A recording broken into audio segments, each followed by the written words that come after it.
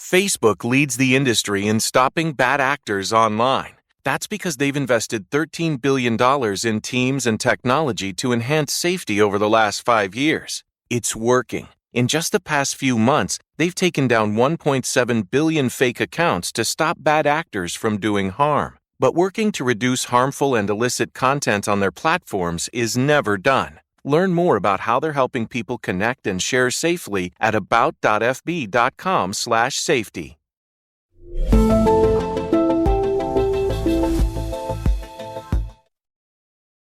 Baik, Assalamualaikum dan salam sejahtera. Anda bersama saya Ihsan Yahya dan ini Agenda Awani. Kita bercakap berkaitan dengan pemberian dos penggalak yang mana adalah satu memastikan untuk tempoh perlindungan optimum diterima oleh semua penerima vaksin COVID-19.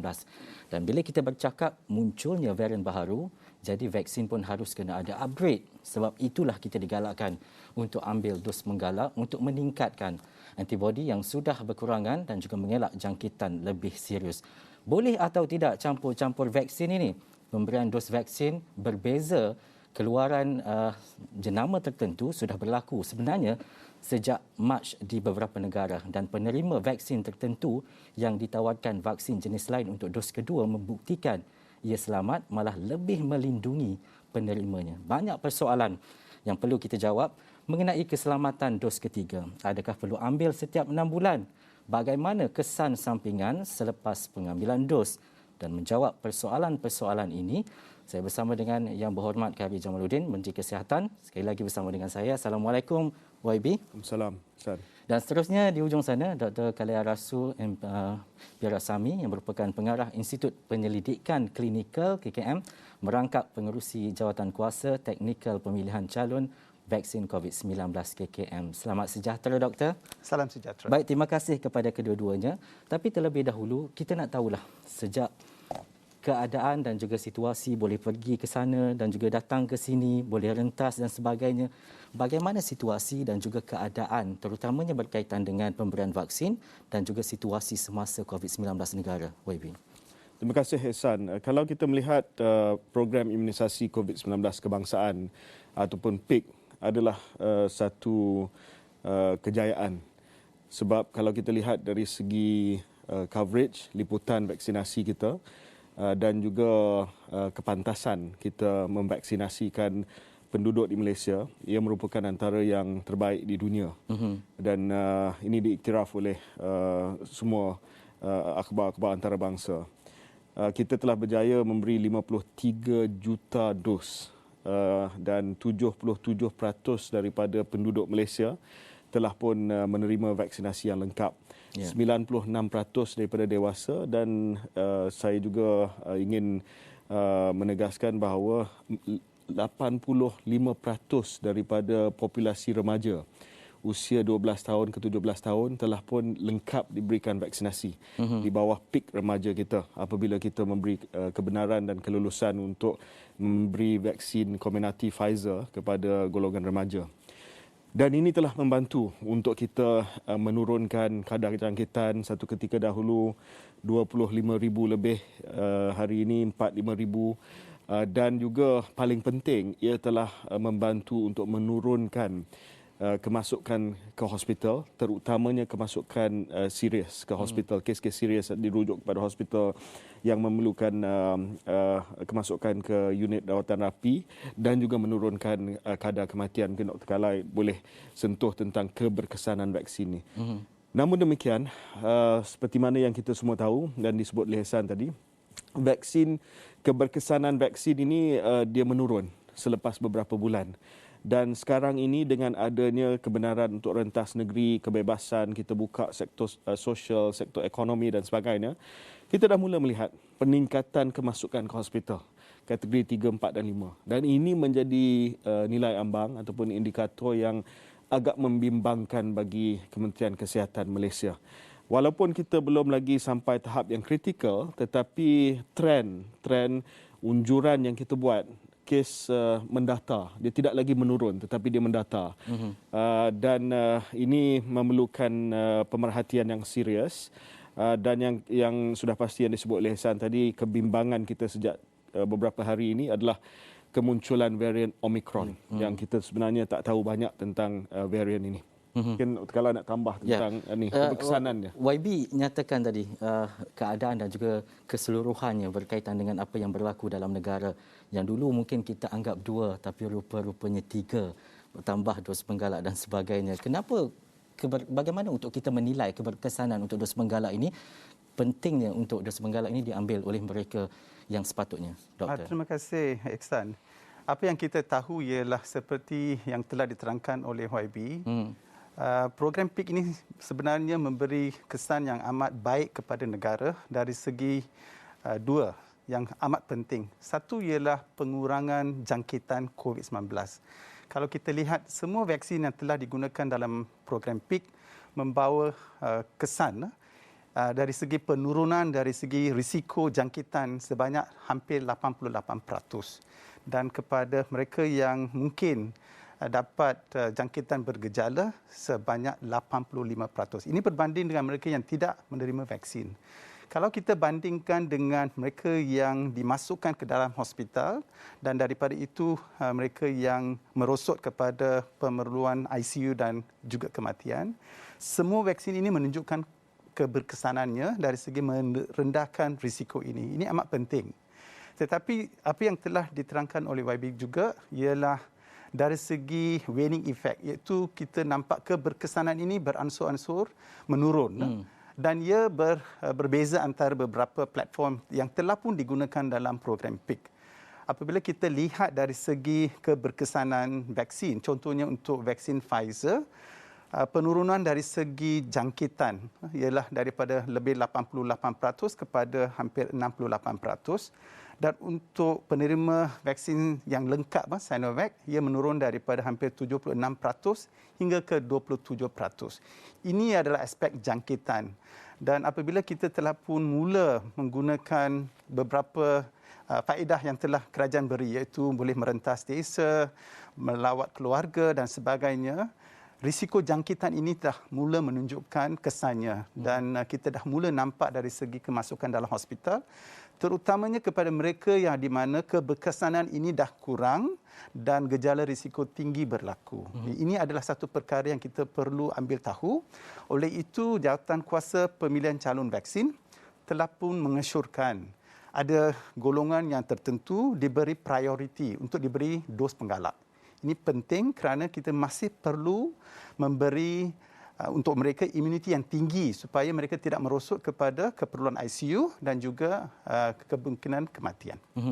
YB, apa yang menjadi punca dan juga isu utama bagi mereka yang tidak mengambil dos penggalak walaupun janji temu itu telah pun diberikan? Ya, jadi sekarang ini kita tiap-tiap hari kita ada statistik berkenaan dengan mereka yang tak hadir untuk janji temu mereka. Dan secara purata daripada kita mula program booster ini, program dos penggalak ini, lebih kurang dalam 44%, 45% daripada mereka yang menerima temu janji tidak hadir untuk temu janji mereka. Dan kita telah cuba mendapat punca-punca ketidakhadiran ini.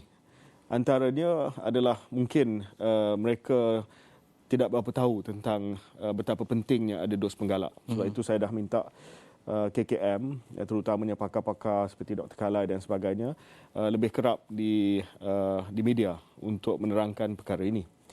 Yang kedua adalah ketakutan, kebimbangan, ketakutan. Terutamanya mereka yang takut campur vaksin. Dulu dia dapat Sinovac. Sekarang ni kita menggalakkan mereka dapat dos penggalak daripada Pfizer. Jadi SSP. Saya dulu Sinovac, tapi dos penggalak saya Pfizer. Saya selalu guna diri saya sebagai contoh. Tetapi ada yang risau. Dia kata dulu saya dapat Sinovac, takkan boleh campur ubat-ubatan ni. Dan pakar akan terangkanlah soal profil keselamatan dia. Yang ketiga, keengganan penerima vaksin ini dulu waktu primary series, waktu kita memberikan dos pertama dan kedua, dia telah menurun dan semua nak vaksin disebabkan pada waktu itu kita berdepan dengan gelombang Delta. Ada ketakutan. Ehsan pun ingat lagi kan, bulan Jun, Julai, Ogos, kemuncak peak kita. Semua takut dengan Delta, takut dengan angka yang semakin meningkat. Semua minta vaksin. Tetapi sekarang ini mungkin kita jadi mangsa kepada kejayaan kita sendiri. Oleh kerana kita dah berjaya menurunkan kes. Ramai dah mula alpa dah dan mereka kata tak payahlah sebab kes pun dah turun. Kita dengar hospital pun tidaklah sesak seperti dulu. Tetapi saya sekali lagi tegaskan bahawa jangan ambil mudah perkara ini. Di negara-negara lain mereka dah buat keputusan booster ini adalah satu strategi yang penting. Sama ada kita ambil kira Omicron ke tidak. Sebenarnya keputusan booster kita sebelum varian Omicron lagi dah. Kita dah laksanakan. Tetapi lebih-lebih lagi dengan Omicron ini, booster adalah sesuatu yang kita sangat-sangat menggalakkan rakyat untuk menerimanya. Rentas negeri pun dah boleh. Kadang-kadang dia macam tak apalah. Dah okey dah dapat 2 dos. Tapi Dr. Khalal, ini satu bila menurun kepada 27% keberkesanannya. Bila kita ambil yang lain ataupun Pfizer dan sebagainya, dia kadang-kadang benda ni dimomokkan dengan perkara kalau ambil Pfizer nanti lagi teruk kesan sampingan dan sebagainya. Tetapi apa yang akan menyebabkan dan juga kesan yang lebih teruk sekiranya tidak ada dos penggalak untuk mereka yang dah pun kurang imunisasi dalam badan ini? Jadi apabila seseorang itu diberi vaksin dan selepas mereka dah ambil dos yang lengkap, kita tahu dari segi keberkesanannya ia mengurangkan risiko jangkitan dan juga risiko gejala serius. Dan bila kita lihat pada masa itu, kesan sampingannya adalah apa yang kita telah pun dah tahu daripada kajian-kajian sebelumnya, iaitu yang kita kaitkan ialah known side effects. Yang ini kita memang tahu dan perkara ini tidak lebih daripada apa yang dah beritahu melalui kajian-kajian. Dan untuk dos penggalak, kesan sampingannya tidak lebih daripada itu. Maknanya kesan yang kita tidak tahu adalah lebih kurang sama dengan apa yang berlaku pada dos kedua.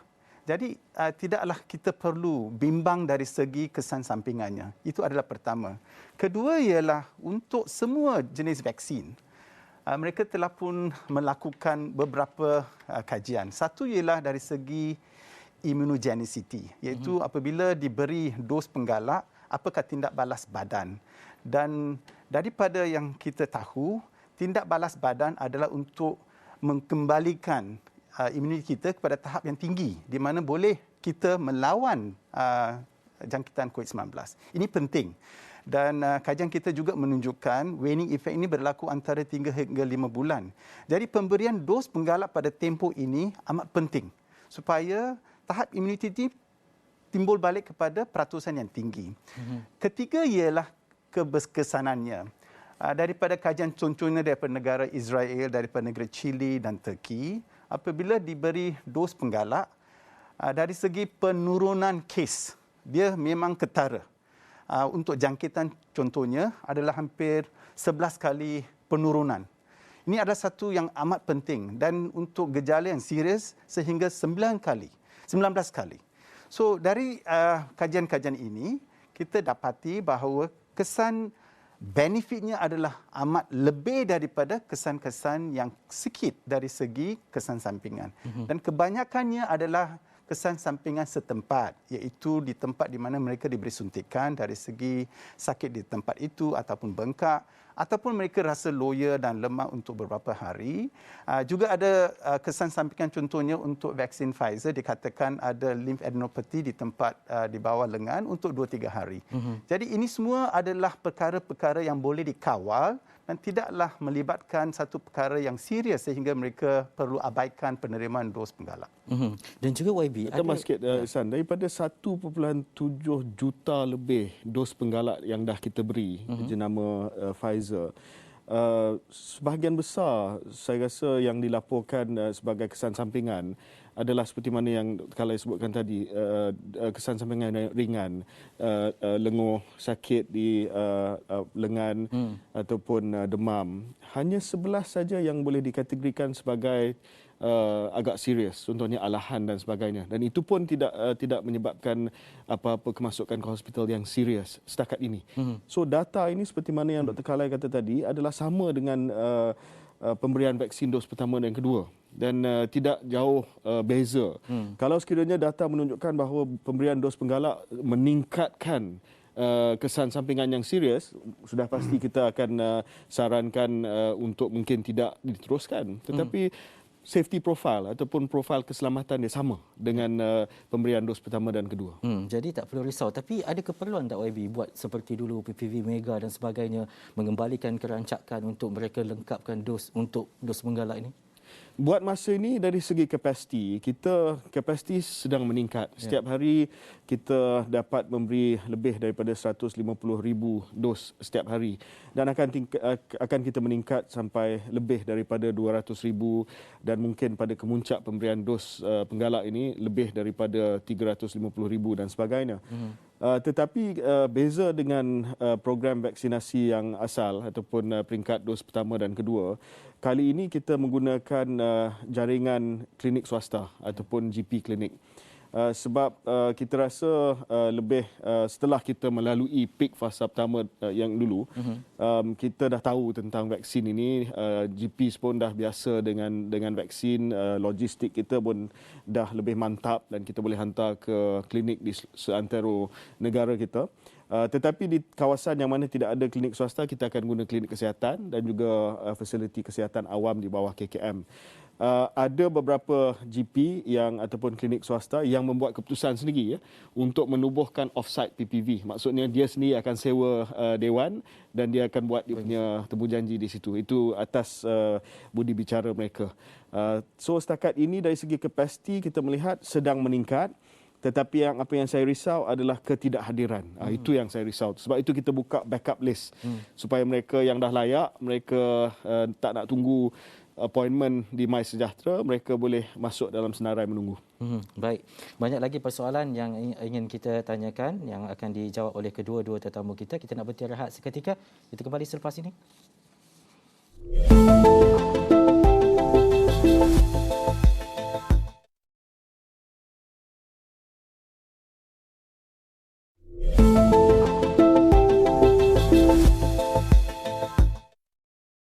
Baik, kembali dalam agenda awal ini bersama dengan YB Khairi Jamaluddin, Menteri Kesihatan, dan juga Dr. Khalia Rasul M. Virasamy, merupakan pengarah Institut Penyelidikan Klinikal KKM, berangkap pengerusi Jawatankuasa Teknikal Pemilihan Calon Vaksin COVID-19 KKM. Saya nak terus kepada Dr. Khalia. Ini saya nak kategorikanlah, saya penerima AstraZeneca, mungkin YB penerima Sinovac, dan juga Dr. Khalia saya tak pasti mungkin Pfizer. Okey. Kita tiga-tiga ada. Okey. Kalau macam tu, mungkin saya kena tunggu lagi 6 bulan untuk saya dapat tempoh paling last mungkin dalam 3 ke 4 bulan lagi saya akan dapat booster shot. Tapi untuk kategori-kategori lain bagaimana untuk penerima-penerima vaksin yang lain? YB dah ambil. Kalau ada penerangan lanjut daripada doktor? Terima kasih Aksan. Jadi untuk program dos penggalak, daripada peringkat awal lagi kita pun telah mengenal pasti golongan yang perlu diberi dos penggalak ini. Ini berdasarkan kepada kajian terlebih dahulu yang menunjukkan hampir 17% daripada mereka yang masuk ke hospital dan merosot kepada keperluan di mana oksigen perlu diberi adalah golongan yang lebih daripada 60 tahun dan mereka juga adalah mereka yang mempunyai comorbidity. Jadi untuk dos penggalak kita pun telah mengesyorkan supaya mereka yang berumur warga emas diutamakan untuk pemberian dos penggalak, juga kepada mereka yang mempunyai comorbidity. Kita juga ada golongan mereka yang dijaga dalam rumah, dikatakan long term care facility, di mana mereka juga uzur dan mempunyai pelbagai jenis penyakit yang berkaitan dengan umur mereka. Mereka juga diberi keutamaan. Juga termasuk dengan petugas kesihatan hadapan sebab mereka terdedah kepada risiko di mana mereka bertugas akibat merawat pesakit dan juga keadaan di mana SARS-CoV ini berlaku dari segi day-to-day care. Jadi untuk mereka juga diberi keutamaan. Jadi pada peringkat awal lagi, satu-satu vaksin yang telah pun diluluskan oleh bahagian regulatory pharmacy negara, iaitu NPRA dan juga pihak berkuasa kawalan dada ialah vaksin Pfizer. Oleh itu kita mengesyorkan supaya vaksin ini diberi kepada golongan-golongan terutama ini.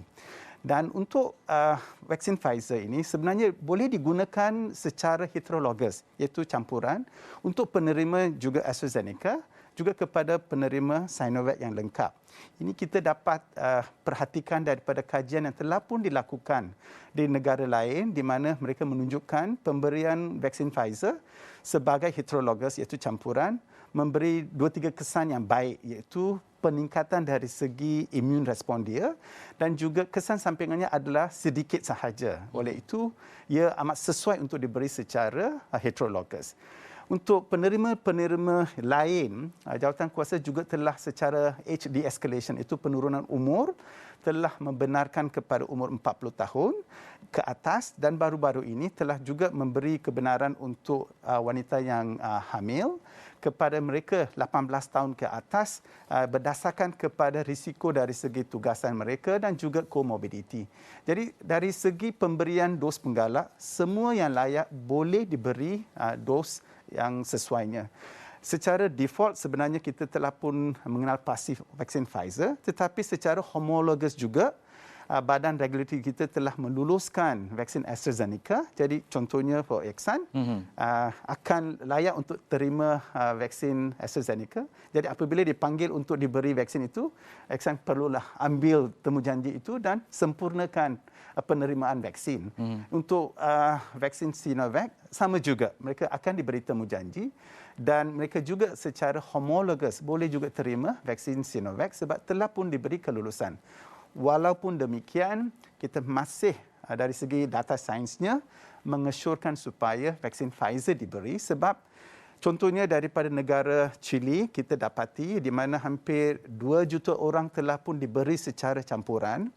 Untuk vaksin Sinovac, dari segi peratusan, dari segi pengurangan risiko jangkitan, dia meningkat daripada 56% hingga 76% sahaja. Tetapi itu dengan Sinovac secara homologous. Dengan vaksin Pfizer, ia meningkat sampai 90% lebih. Jadi ini adalah perbezaan yang jauh, lebih daripada 20%. Oleh itu, golongan yang ada risiko tinggi, terutamanya orang daripada golongan rentan yang ada comorbidity, lebih sesuai diberi vaksin Pfizer sebab memberi kesan yang tinggi terhadap jangkitan dan juga pengurangan daripada risiko kemasukan ICU dan kematian. Dan juga ini saya rasa perkara yang perlu ditegaskan. Sebab saya mendengar daripada lapangan, mereka yang enggan menerima vaksin campuran ini, heterologous, yang dulu terima Sinovac, yang tak nak terima Pfizer, adalah sebenarnya golongan yang berisiko tinggi. Mereka yang berumur 60 tahun ke atas. Dan kita harap bahawa mereka mendengar apa yang Dr. Kalai sebut. Ini adalah kajian yang diterbitkan daripada negara lain yang lebih awal lagi melaksanakan program booster campuran ini. Dan kita dapati bahawa beza keberkesanan Pfizer dengan Sinovac itu sangat ketara apabila diberi sebagai dos ketiga ataupun dos penggalak, terutamanya kepada penerima Sinovac yang asal. Jadi macam saya tak ragu-ragu bila saya diberikan Pfizer, saya ambil saja. Jadi saya rasa yang penting adalah bagi mereka yang menerima janji temu dos penggalak, ambil apa saja vaksin yang ditawarkan pada hari tersebut. Saya ingatkan dulu orang nak Pfizer dan sebagainya. Tapi bila dah dapat Pfizer, kena ambil Pfizer. Seperti yang Babi tak boleh pilih lah. So kalau dapat Pfizer, ambil Pfizer, ataupun kalau ada AZ ataupun AZ lepas ni, boleh saja untuk AZ. Babi, sentuh sikit berkaitan dengan mungkin tempat-tempat yang mungkin dah mencecah peratusan yang tinggi untuk dos penggalak. Dan bagaimana pula akses kepada golongan-golongan yang berisiko untuk dapatkan vaksin? Ya, jadi kalau kita ambil kelayakan awal, baru saja dibenarkan kelayakan yang lebih luas. Dulu hanya untuk 40 tahun ke atas saja. Dan kita baru memperluaskan kelayakan kepada 18 tahun ke atas di bawah jawatankuasa Dr. Kalai. SURE telah dibuat kepada CITF. Tetapi kalau kita ambil kelayakan awal, iaitu 40 tahun ke atas, dan juga mereka yang ada comorbidity ataupun penyakit kronik seperti kencing manis, sakit jantung dan sebagainya. Labuan telah sampai 100% dan mungkin mereka akan fokus kepada penurunan usia sekarang ni kepada golongan yang muda 40 tahun ke bawah. Sarawak juga kelayakan awal adalah 85%. Mungkin sebab mereka ada pilihan raya negeri, ada iltizam untuk percepatkan dos penggalak mereka. Tapi ada juga negeri seperti Pulau Pinang, Terengganu, Perlis baru 30-20% sahaja. Mungkin ini adalah keengganan, mungkin isu kapasiti, tapi kita bermesyuarat setiap minggu. CITFB dipengusikan oleh saya sendiri dan kita akan sentiasa menambah kapasiti dan juga menambah komunikasi kepada orang ramai supaya mereka tidak takut kepada dos penggalak dan mereka sedar bahawa dos penggalak ini sangat-sangat penting. Ihsan, hari ini sebab Omicron punya cerita keluar sejak 2-3 hari. Hari ini kehadiran ke klinik untuk dos penggalak sangat menggalakkan. Mungkin disebabkan mereka rasa takut dah. Dan juga Dr. Kala, ini satu sebab bila kita bercakap berkaitan dengan dos penggalak, ada orang kata kena ambil ke setiap 6 bulan, nanti 6 bulan kena ambil lagi macam influenza dan sebagainya. Perkara-perkara ini mungkin antara perkara-perkara yang menggusarkan dalam kalangan masyarakat. Dan varian dan juga COVID-19 ini bermutasi dan juga kadang-kadang dia upgrade, kita tak tahu apa yang akan berlaku selepas ini dan sebagainya. Apa yang Dr. Khalil boleh nasihatkan berkaitan dengan dia tak ada jaminan ataupun janji bila kita akan tamat untuk ambil vaksin dan sebagainya, tetapi mungkin apa yang akan berlaku jika kita tidak meneruskan dos penggalak ataupun kita tak ambil dos penggalak ini? Okey, San. Sebenarnya vaksin secara pemberiannya tak kira lah untuk COVID. Kalau kita lihat apabila seorang kanak-kanak tu lahir telah pun diberi dos awal vaksin, dalam tempoh sehingga 12 bulan telah pun ada 2-3 dos. Ada pelbagai jenis vaksin yang diberi mengikut jadualnya. Jadi dari segi pemberian vaksin untuk kanak-kanak sehinggalah umur 45 tahun hingga 12 tahun dan sebagainya, ada tahap di mana pemberian dos sebagai penggalak diberi. Ini bukan sahaja untuk 1-2 vaksin. Hampir semua vaksin memerlukan dos penggalak. Ini berdasarkan kepada apa yang kita kaitkan dengan imuniti sekadar untuk mengurangkan jangkitan. Jadi untuk COVID-19, kita juga telah pun memulakan dengan 2 dos sebab itu adalah data yang kita perolehi daripada kajian dan juga real world data di mana telah pun diberi 2 dos. Sekiranya ia daripada golongan vaksin contohnya Pfizer, AstraZeneca, untuk Sinovac, Sinopharm dan 1 dos untuk vaksin CanSino dan juga Johnson & Johnson. Ini adalah di mana mereka telah lengkap imunisasinya untuk 2 dos. Tetapi data juga menunjukkan walaupun ia berkesan pada peringkat awal, lama kelamaan untuk satu masa yang tertentu, efikasinya iaitu keberkesanannya berkurangan. Dan kita tahu contohnya untuk vaksin Sinovac, keberkesanannya mula menurun secara ketara selepas 3 bulan dan untuk vaksin contohnya AstraZeneca dan Pfizer adalah hampir 6 bulan. Oleh itu, pemberian dos penggalak juga mengikut data ini. Kita mendahulukan penerima vaksin Sinovac pada 3 bulan ke atas dan untuk penerima vaksin Pfizer dan AstraZeneca dan juga vaksin CanSino dan sebagainya 6 bulan ke atas.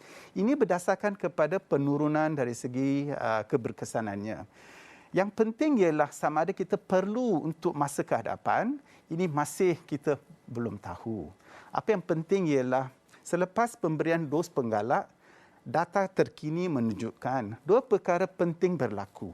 Satu ialah purata di mana pengurangan daripada virus SARS-CoV itu adalah tinggi, di mana risiko transmisinya juga berkurangan. Ini adalah 2 perkara yang penting daripada pemberian dos penggalak. Bukan saja meningkatkan imuniti tetapi mengurangkan virus load apabila seseorang itu terjangkit dan juga kemungkinan untuk membawa transmisi. Oleh itu, dengan ada lebih ramai di dalam masyarakat yang diberi vaksin penggalak, kita lebih mencapai imuniti yang tinggi dalam komuniti. Dari segi itu, kebolehan untuk virus ini merebak adalah berkurangan. Ini adalah satu-satu masalah bukan saja di negara kita di mana masih ada yang tertanya-tanya perlukah ambil dos penggalak. Ini penting sebab ini untuk semua orang. Di mana dalam masyarakat kita juga ada mereka yang tidak boleh menerima vaksin. Contohnya mereka yang kurang umur daripada 12 sekarang dan ada juga yang tidak mahu menerima vaksin. Untuk mereka juga secara kelompok kita memberi imuniti apabila kita menerima dos lengkap ataupun dos sekarang ialah dos penggalak. Ini penting.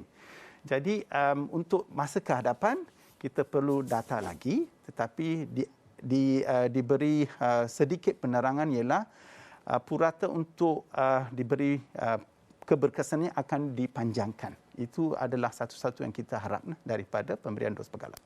Dan YB, apa yang akan mungkin kita saksikan sekiranya dos penggalak ini tidak sekerap ataupun tidak sebanyak yang mungkin yang kita dapat berikan apabila kita melihat kepada purata jangkitan setiap hari mungkin dalam 4 ke 5 ribu dalam tempoh beberapa minggu. Tetapi sekiranya kita tidak jayakan dos penggalak ini, apa yang kita akan saksikan selepas ini? Kalau liputan dos penggalak kita tidak tinggi, seperti liputan dos pertama dan kedua yang antara terbaik di dunia, kes akan meningkat dan juga bilangan kemasukan ke hospital akan meningkat dan juga bilangan kematian akan meningkat. Ini kepastian. Disebabkan kita melihat daripada negara lain, ini yang berlaku. Saya ambil contoh yang paling ketara lah, negara Israel. Ya, mereka negara yang mungkin terpantas sekali selesaikan vaksinasi. Dan apabila mereka selesaikan vaksinasi dos pertama dan kedua, kes menurun, kematian menurun.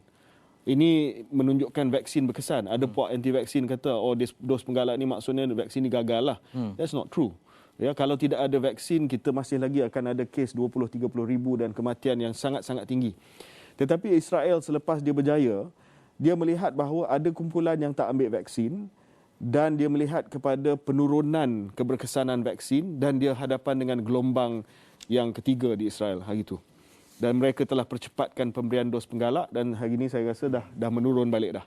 Ya. Jadi negara yang awal daripada kita menjadi leading indicator ataupun menjadi indikator awal kepada kita apa perkembangan yang perlu kita sediakan di Malaysia. Sudah pasti epidemiologi di negara-negara lain berbeza-beza. Tetapi dari segi keberkesanan vaksin itu, kita rasa lebih kurang sama di mana-mana sahaja.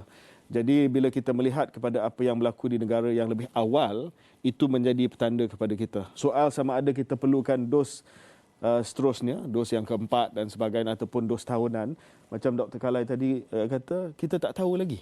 Sebab kita tak tahu dari segi respons imun sama ada dia menurun dan immune response ni sebenarnya ada dua. Satu adalah antibody humoral, satu adalah cellular, memory dalam sel kita dan kita tak tahu jangka masa panjang apakah tahap respon kedua-dua immune response daripada pemberian vaksin. Jadi mudah kata, kalau tidak ada pemberian dos penggalak yang pantas, cepat dan liputannya yang luas, kita akan berdepan dengan gelombang baru.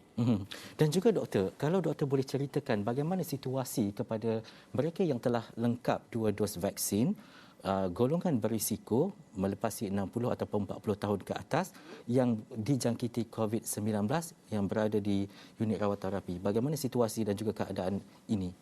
Jadi kita perlu faham daripada seseorang yang telah lengkap menerima vaksin, apabila mereka mendapat jangkitan breakthrough infection, kebanyakan daripada mereka sebenarnya adalah kategori yang disifatkan ringan. Kebanyakan. Ini adalah satu-satu yang penting sebab kalau tidak ada vaksin, kemungkinan mereka mendapat gejala serius adalah tinggi.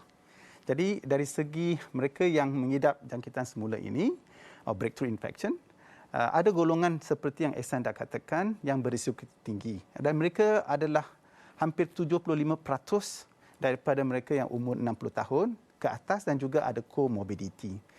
Jadi untuk mereka ini kita dah nampak ada perbezaan dari segi vaksin yang telah pun diberi. Contohnya kalau kita lihat kepada vaksin Sinovac, kita lihat untuk golongan yang 40 tahun ke atas, risiko untuk mereka ke ICU adalah tinggi berdasarkan kepada penurunan efikasinya. Ini adalah satu-satu sebab di mana pakar-pakar kita di hospital melihat kepada golongan ini datang dengan status di mana mereka memerlukan pernafasan yang lebihan. That means oxygen support is necessary. Ya.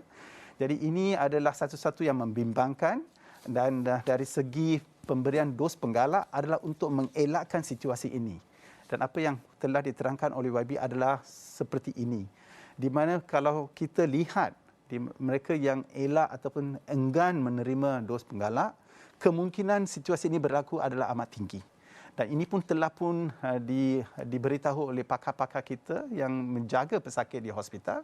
Golongan ini adalah mereka yang masuk lebih ke ICU dan juga risiko kematian masih berlaku, dan untuk itu kita perlu memberitahu kepada masyarakat. Pemberian dos penggalak adalah untuk kita mengurangkan dia lebih lagi. Seperti yang telah pun saya beritahu, daripada kajian menunjukkan penurunannya adalah hampir 19 kali pengurangan gejala serius. Ini penting. Yeah. Jadi kita ambil tahu daripada maklumat daripada negara lain yang terlebih dahulu daripada kita menunjukkan keberkesanan dos penggalak.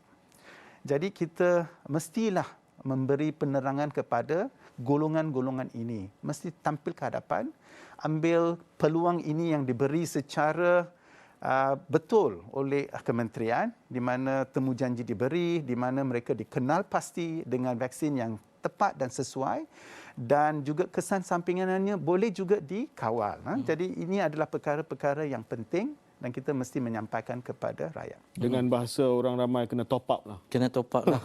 Kita betul. Ya.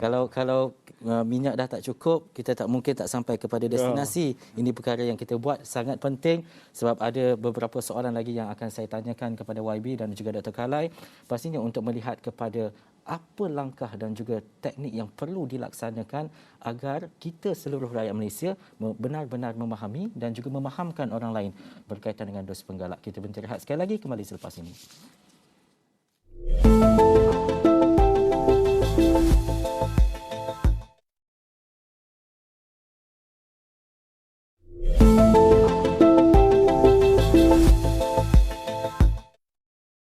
Baik, kembali dalam agenda awal ni kita bercakap berkaitan dengan dos penggalak. Dia mungkin ada kekeliruan dalam kalangan masyarakat. Kenapa kita tak panggil je YB sebagai dos ketiga? Sebab mungkin ada ke-4, ke-5, ke-6 sampai ke-10. Kenapa kita panggil dos penggalak? Ini adalah istilah teknikal sebenarnya. Dr. Khalai mungkin boleh jelaskan dengan lebih terperinci. Tapi dos yang ketiga merujuk kepada primary series. Maksudnya dengan 2 dos dia tak cukup sampai tahap immunity yang diingini. Contoh mereka yang ada sistem imun yang rendah ataupun lemah, mereka memerlukan 3 dos untuk dikategorikan sebagai lengkap divaksinasi. Jadi kita bezakan kepada dos ketiga, iaitu pemberian 3 dos kepada mereka yang ada weakened immune system dan juga dos penggalak. Dos penggalak adalah dos tambahan kepada mereka yang 2 dos asal cukup untuk dikategorikan sebagai vaksinasi lengkap. Dr. Khalai. Ya, sebetul. Ya. Apa yang YB terangkan adalah tepat. Ya, di mana ada individu di mana mereka ada pelbagai penyakit ataupun mereka ada kanser dan sebagainya, di mana badan mereka tidak bertindak balas membuat antibodi yang cukup pada peringkat awal, di mana mereka telah pun diberi dos lengkap seperti orang lain yang sihat. Untuk mereka diberi dos ketiga untuk memberi peluang untuk tahap antibodi ini capai satu paras yang tinggi yang sama seperti mereka yang telah diberi 2 dos. Di kalangan masyarakat ini, mereka dikenal pasti sebagai immunocompromised khas. Oleh itu diberi dos ketiga sebagai primary series, iaitu dos primer.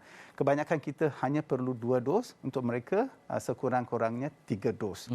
Dan dos penggalak seperti yang YB telah terangkan adalah apabila kita lihat paras antibodi ini menurun. Dan itulah di mana dos penggalak diberi pada sesuatu masa yang tertentu untuk kembalikan paras imuniti kepada satu tahap yang tinggi, di mana dia boleh melawan dengan penyakit. Ini adalah apa yang berlaku. Dan untuk kumpulan di mana mereka diiktiraf sebagai imunokompromis contohnya, dos ketiga diberi pada tempoh 28 hari selepas dos kedua. Ialah untuk melengkapkan primary series mereka. Manakala untuk dos penggalak adalah dirancang antara 3 bulan, 6 bulan dan sebagainya. Itu adalah perbezaan tempoh di mana dos diberi. Tapi golongan ini golongan yang saya rasa kecil bilangannya dan dilaksanakan di peringkat klinikal. YB, apa takrifan berkaitan dengan dos penggalak ini? Kalau maksudnya kita dah dapat 2 dos, kita ambil dos penggalak, adakah kita boleh mentakrifkan sebagai fully vaccinated ataupun ada penggalak 2.0, 3.0 dan sebagainya? Takrifannya bagaimana, YB? Buat masa ini, kerajaan masih lagi iktiraf vaksinasi lengkap itu sebagai penerimaan 2 dos. Ini untuk orang biasa lah yang tidak ada masalah kesihatan dan sebagainya, yang memerlukan 3 dos. Untuk orang biasa, 2 dos untuk vaksin AstraZeneca, Pfizer, Sinovac. Kecuali dia ambil vaksin dos tunggal lah macam Johnson & Johnson kan, Sino. Tapi kita tolak ke tepi. Kita cakap tentang yang kebanyakan menerima Pfizer, Sinovac dan AstraZeneca dapat 2 dos. Kita kira dah lengkap vaksinasi dan dalam MySejahtera dia punya profil kuning. Dia tidak lagi putih. Soalan dia, sama ada kita akan buat keputusan kalau tidak ambil dos penggalak, kira tak lengkap. Kita sedang kaji pengalaman di negara-negara lain. Ada negara yang sudah buat keputusan bahawa dos penggalak ini diperlukan untuk seseorang itu dikategorikan sebagai penerima dos lengkap ataupun penerima vaksinasi lengkap. Kita masih lagi belum buat ketetapan dasar, tetapi berdasarkan kepada perkembangan di negara lain, mungkin ke arah itu. Maksudnya takrifan vaksinasi lengkap mestilah bersama dengan dos penggalak. Tapi belum lagi di negara ini. Masih bila YB? Kita pakar-pakar sedang kaji keberkesanannya dan mereka akan buat sure kepada CITF nanti. Sebab kalau kita dapati bahawa kes meningkat dan juga kemasukan ke hospital meningkat, kematian meningkat disebabkan keengganan orang untuk menerima dos penggalak dan sudah menjadi norma antarabangsa untuk mereka mensyaratkan bahawa vaksinasi lengkap itu adalah penerima series primer dan juga dos penggalak, maka kita akan membuat keputusan yang sama. Tapi belum lagi. Nanti mungkin dalam MySejahtera kalau kuning itu akan bertukar kali lain lah. Kalau unless you ambil dos penggalak. Yes. Okey. Dan juga Dr. Khalai, bagaimana untuk kita memastikan kita perlu mandatory, mewajibkan untuk orang ambil dos penggalak ini supaya kita tak payahlah nak tunggu-tunggu. YB pun mungkin tak payah nak pening, Kementerian Kesihatan mungkin tak payah nak fikir. Tetapi ambil saja dos penggalak. Yang penting kita dapat penurunan kes, orang masuk ke ICU kurang dan sebagainya. Jadi apa yang diterangkan oleh YB adalah betul. Dari segi jawatankuasa kami masih meneliti data yang dapat daripada negara-negara lain. Contohnya apabila kita perhatikan beberapa negara di Eropah, mereka mewajibkan petugas kesihatan diberi dos penggalak. Diwajibkan antara 5 hingga 6 negeri termasuk negara France telah mewajibkan. Ini berdasarkan risiko seseorang petugas kesihatan berdepan dengan pesakit dan juga risiko transmisi.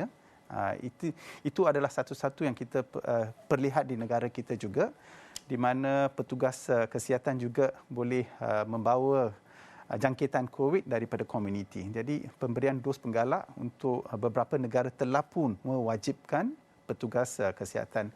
Juga kepada mereka yang ditempatkan dalam rumah long term care facility, petugas mereka dan juga penghuni.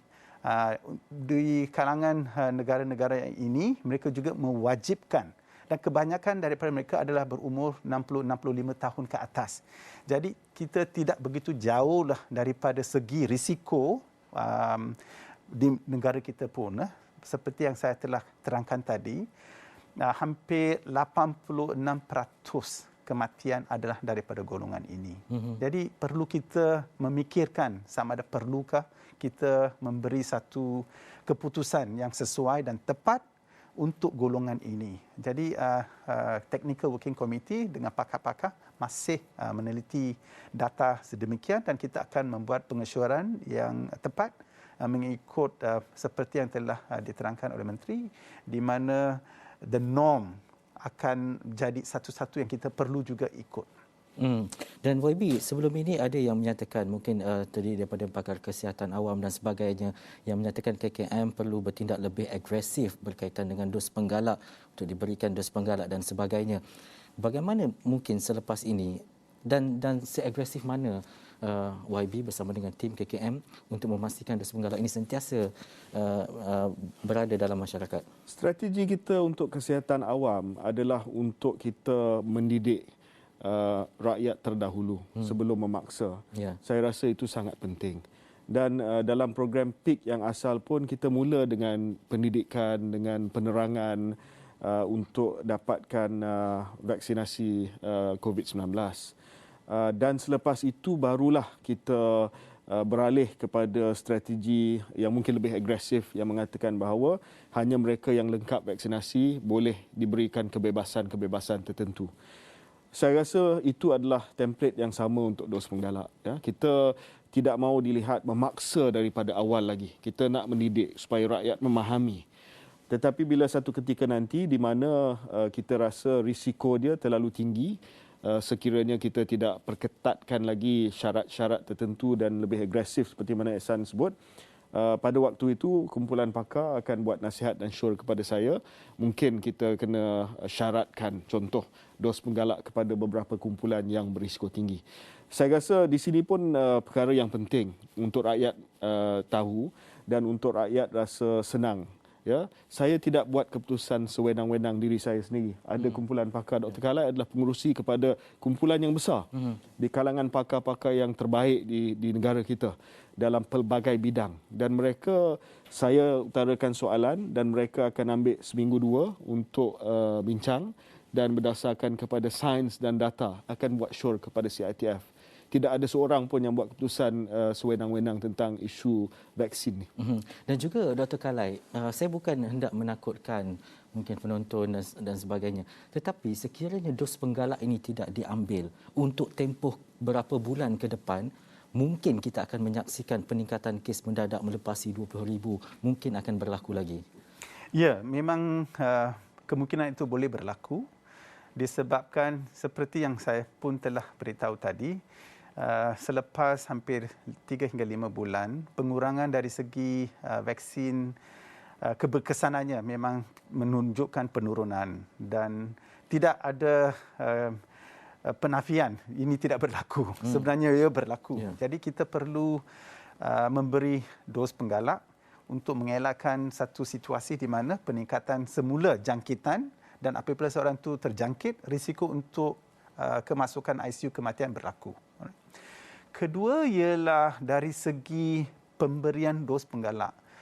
Sebenarnya perlu kita faham apabila berlaku variants of concern seperti yang berlaku sekarang, masih di Malaysia ada variants of concern di mana ia masih mempunyai risiko untuk membawa jangkitan. Kita lihat daripada contohnya negara Germany dan Denmark baru-baru ini, Delta variant telah masuk dan meningkatkan kes-kes mereka sebab ada golongan di mana mereka tidak lengkapi vaksin dan tidak cukup pemberian dos penggalak. Jadi perkara sedemikian boleh berlaku bukan saja di negara seperti itu, juga di negara seperti kita. Jadi pemberian dos penggalak ini bukan satu-satu perkara yang ringan, ini adalah satu perkara yang penting dan harus dilakukan supaya kita menjaga bukan sahaja secara individu tetapi juga secara komuniti. Ini penting. Jadi bukan kita mengasingkan kita daripada penerimaan sebab perkara-perkara yang tidak tepat diberitahu terutamanya melalui media sosial. Ramai yang berkongsi perkara yang tidak tepat lebih daripada perkara yang betul. Jadi apa yang kita perlu berkongsi adalah perkara yang betul. Oleh itu jawatan kuasa yang kita dan saya juga banyak berterima kasih kepada pakar-pakar pelbagai bidang. Maklumat ini kita dah mula berkongsi. Bukan saja kajian kita, juga cara kita membawa kepada sesuatu keputusan. Dan melalui ini, kita bolehlah berkongsi dengan rakyat supaya mereka jelas kenapa sesuatu itu diberi pengesyoran dan apakah data yang membawa kepada keputusan tersebut. Ancaman paling besar program booster ni adalah WhatsApp group warga mas. Okey.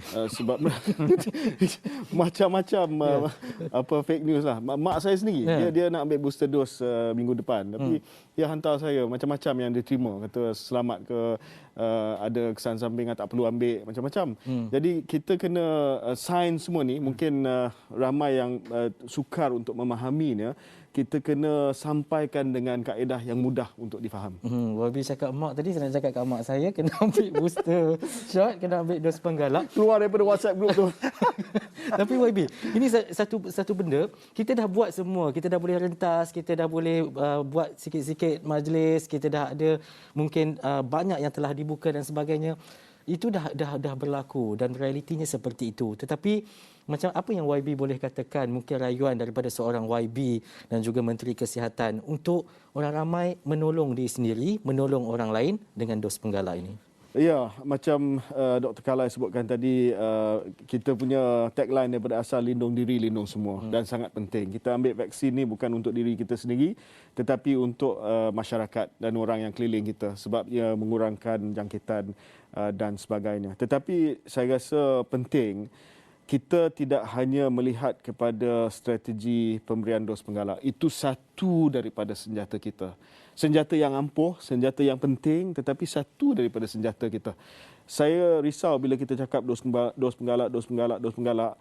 Rakyat lupa kepada strategi lain ataupun senjata-senjata lain. Lawan COVID ni dia ada senjata vaksin.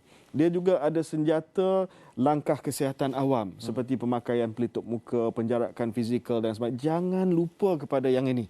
Ini sangat-sangat penting. Ada negara dos penggalak jalan, tetapi kes masih meningkat sebab mereka tak pakai pelitup muka lagi. United Kingdom semalam Perdana Menteri Boris Johnson telah umumkan wajib untuk pakai semula pelitup muka di ruang dalam, indoor setting. Saya tak faham kenapa tidak diwajibkan daripada dulu. Kerana kita tahu ini adalah perisai yang sangat-sangat penting. Dan juga testing strategi. Kita ada TRIS, yang mana kita testing, report, isolate, inform, seek. Ini juga penting. Dalam keadaan-keadaan tertentu, kit kita boleh beli RM5-6 sekarang. Buat ujian kendiri sebagai langkah untuk kita jaga diri kita dan juga orang yang kita sayangi. Dan juga Dr. Kalai, mungkin akhir sekali apa yang Dr. Kalai boleh katakan, terutamanya berkaitan dengan dos penggalak dan juga mungkin untuk orang ramai faham berkaitan dengan dos penggalak ini secara khusus untuk dapatkan maklumat yang betul. Jangan masuk WhatsApp keluar macam YB cakap tadi, jangan masuk WhatsApp tertentu ni. Betul. Ya, betul, Ihsan. Kita bukan saja cuba menerangkan, tetapi kita juga perlu ambil tahu apakah sebenarnya ramai di kalangan masyarakat yang suka berkongsi. Dan antara perkara yang seperti YB telah terangkan ialah perkara yang tidak tepat. Jadi untuk hari ini kita nak memberitahu 2-3 perkara yang penting. Satu ialah semua jenis vaksin sebelum diguna pakai kepada manusia telah pun menjalani kajian-kajian klinikal. Bukan saja dari segi di makmal, tetapi diuji kaji kepada peringkat haiwan, kepada orang yang sihat dan kepada orang yang memerlukannya. Dan melaluinya kita tahu apakah kesan-kesan yang boleh berlaku dan apakah kesan jangka masa yang panjang. Dan kita telah pun menggunakan vaksin-vaksin ini berjuta-juta dos di Malaysia, berbilion dos di seluruh dunia. Dan kita tidaklah lihat begitu sangat kesan yang boleh mengatakan vaksin itu tidak ada kesan. Ia adalah kesan yang baik dan dari segi kesan sampingannya adalah amat-amat jarang. Oleh itu, kita dapat tahu daripada pemberian vaksin di negara kita, kita dapat mengawal infection dari segi COVID-19 dan penurunan kes. Sekarang kita juga perlu ambil tahu semua vaksin yang kita gunakan ada menunjukkan pengurangan dari segi keberkesanannya dan tempoh ini adalah antara 3 hingga 6 bulan. Ini juga berdasarkan data bukan saja daripada negara lain tetapi juga daripada negara kita. Oleh itu, kita sekarang masa di mana pemberian dos penggalak diperlukan supaya kita menjaga lagi keberkesanan untuk diri kita dan untuk negara kita. Dan dari segi kesan sampingan yang telah pun kita tahu, dia tidak lebih daripada apa yang telah pun kita alami. Jadi tidak perlulah kita waspada dan takut dari segi penerimaan dos penggalak. Saya pun telah pun menerima dos penggalak untuk Pfizer dan juga telah mula bekerja dan tidaklah membawa satu-satu kesan yang serius ataupun kesan di mana saya tidak dapat meneruskan kerja saya. Juga ibu bapa saya, mereka semua akan menerimanya. Walaupun ada ciri-ciri sedikit dari segi perkongsian secara ini, apa yang tepat adalah semua vaksin adalah selamat, dia berkesan dan membawa kepada lindungan diri dan komuniti. Jadi pemberian dos penggalak harus dan perlu diterima pada masa yang kita syorkan. Dan juga YB sikit lagi YB, ada yang komen dia kata YB okeylah ambil dos penggalak, badan gagah kuat lagi. Makcik pakcik ni macam mana, dia kata tak kuat dah. Kalau YB boleh komen. Ya, dos penggalak ini adalah penting untuk kumpulan itu. Ya. Bukan untuk golongan seperti saya ataupun usia 40 tahun ke bawah. Sebab itu kita ada urutan dari segi keutamaan. Kita bagi yang berusia 60 tahun ke atas dulu. Kita bagi yang ada penyakit kronik dulu. Saya mungkin dapat awal sebab saya berdepan dengan orang ramai. Tetapi pakcik makcik yang usia 60 tahun ke atas, itulah keutamaan kita. Sebab tanpa dos penggalak, risiko mereka mengalami gejala teruk akibat jangkitan COVID-19 adalah lebih tinggi. Itu mesej. Ya, ini mesejnya.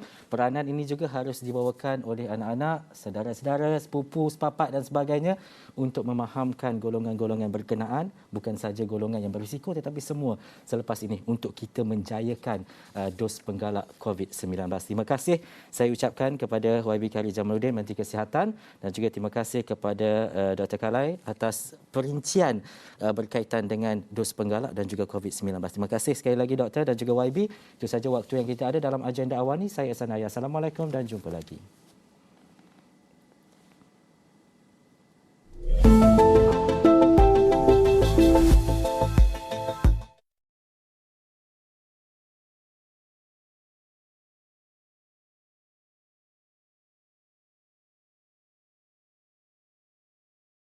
Facebook leads the industry in stopping bad actors online. That's because they've invested $13 billion in teams and technology to enhance safety over the last 5 years. It's working. In just the past few months, they've taken down 1.7 billion fake accounts to stop bad actors from doing harm. But working to reduce harmful and illicit content on their platforms is never done. Learn more about how they're helping people connect and share safely at about.fb.com/safety.